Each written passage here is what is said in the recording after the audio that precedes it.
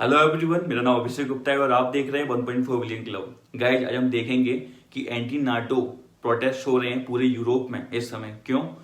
जो देश नाटो का पार्ट है, आज वही देश आपके नाटो से अलग होने की बात कर रहे हैं। फ्रांस में आपने देखा होगा कितने सारे प्रोटेस्ट हो रहे हैं, जर्मनी में हो रहे हैं। तो ऐसा क्यों? वो सब कुछ जानेंगे हम। क्या रसिया कारण है? क्या अमेरिका कारण है? महंगाई कारण है? क्या है कारण? सारे कारण देखेंगे। जुड़े रहिए मुझसे। पहले हम जानते हैं कि रसिया यूक्रेन का जब युद्ध स्टार्ट हुआ, उसके बाद नाटो ने बहुत सारे सैंक्शंस लगाए। किसके ऊपर? रसिया के ऊपर। सैंक्शन में क्या था कि हम अब उनसे चीजें खरीदेंगे नहीं। अब रसिया से चीजें खरीदोगे नहीं, पर पूरा यूरोप गैस के लिए किस पे डिपेंडेंट है? रसिया पे। एक आंकड़े के अनुसार 40% तक गैस की सप्लाई कौन करता है? रसिया। तो अब उनसे आप रसिया से ऑयल नहीं खरीदोगे, किससे खरीदोगे? महंगाई तो बढ़ेगी ना। वही हुआ।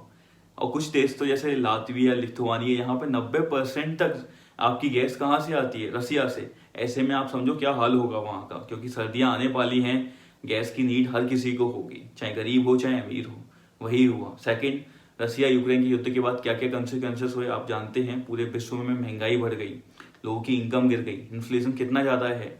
जो फ्रांस, जहां पर पहले आप इन्फ्लेशन मानो कि 0.12% रहता था, आज 4% तक इन्फ्लेशन है। इतनी महंगाई है, लोगों की इनकम नहीं बढ़ रही है पर महंगाई बढ़ती जा रही है। जिसके चलते आज फ्रांस में बहुत सारी रिफाइनरी कंपनियां बंद हो गई।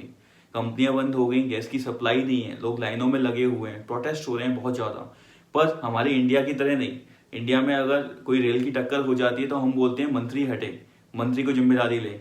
पर वहां पे उनको पता है रूट कोज क्या है। जैसे अगर रेल की टक्कर हुई तो गलती किसकी होगी? इंजीनियर की। इंजीनियर ने अगर मॉडल अच्छा नहीं बनाया है, कुछ मशीन्स में गड़बड़ है, तो हम इंजीनियर की खिलाफ कार्रवाई नहीं करने की नहीं बात करते हैं, हम बोलते हैं मंत्री को हटाया जाए। पर वहां के लोग इतने डेवलप्ड हो चुके हैं तो वो रूट कोज की बात करते हैं। रूट कोज क्या है? नाटो। अब कैसे है नाटो, ये बात करते हैं। एक्चुअली जब नाटो ने सैंक्शन लगाए थे तो नाटो की सैंक्शन की वजह से सभी अपनी अपनी कंट्रियों को सैंक्शन लगाने पड़े। नाटो क्या है? तो नाटो एक ऑर्गेनाइजेशन है कलेक्टिव सिक्योरिटी की। आपने सुना होगा ना, नॉर्दर्न अटलांटिक ट्रीटी ऑर्गेनाइजेशन 1949 में बनी थी। कितने मेंबर्स हैं अभी? 30 मेंबर। 30 मेंबर का एक पंच है। कुछ भी होता है तो 30 नेशन एक साथ लड़ेंगे। आपकी आर्मी कितनी है वहां की? 30 लाख से ज्यादा आर्मी है। तो ऐसे में, और इसका एक वो भी है परिणाम कि अगर आप नाटो के मेंबर हो तो आपको 2% तक अपना डिफेंस पे खर्च करना है। इतनी महंगाई हो चुकी है, 2% खर्च करना है, कैसे करोगे? पर वो है ना कि आपको करना पड़ेगा, रूल मतलब रूल। तो इस चक्कर में नाटो के विरुद्ध प्रोटेस्ट हो रहे हैं पूरे देशों में, जर्मनी में भी, क्योंकि बहुत ज्यादा इन्फ्लेशन है। लोग गैस की लाइनों में, कतारों में लगे हुए हैं। गैस नहीं मिल रही है, लोगों की जॉब चली गई रिफाइनरी प्रोडक्ट से। तो लोगों को पता है कि नाटो की वजह से ये हो रहा है, इसलिए नाटो के खिलाफ प्रोटेस्ट कर रहे हैं। क्यों? क्योंकि नाटो की वजह से उन्हें रसिया पर सैंक्शन लगाने पड़ रहे हैं, तो उनको गैस नहीं मिल रही है। अगर नाटो में नहीं होंगे तो अपनी खुद की एक नीति होगी, तो रसिया से डील कर सकते हैं और गैस मंगा सकते हैं। गैस मंगाएंगे तो इन्फ्लेशन खत्म हो जाएगा, लोगों के रोजगार वापस मिलेंगे, सारे इशू सॉल्व हो जाएंगे।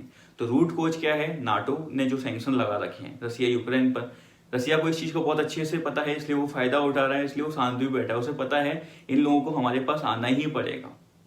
सेकंड चीज, इंडिया को देखो। इंडिया की खुद की एक इंडिपेंडेंट नीति है। इंडिया बोलता है कि हम ऑयल खरीदेंगे रसिया से, मतलब खरीदेंगे। हम एक स्वतंत्र देश हैं, पर नाटो में ऐसा नहीं है। वो सब कलेक्टिव सिक्योरिटी का नतीजा है कि सबकी बात माननी पड़ेगी। एक नाटो का ऑर्गेनाइजेशन है, उन्होंने जो बोल दिया वो मानना ही पड़ेगा। इसलिए वो लोग प्रोटेस्ट कर रहे हैं कि इससे निकलो सबसे पहले। न्यूज अच्छी लगी तो जुड़े रहे मुझसे। जय हिंद।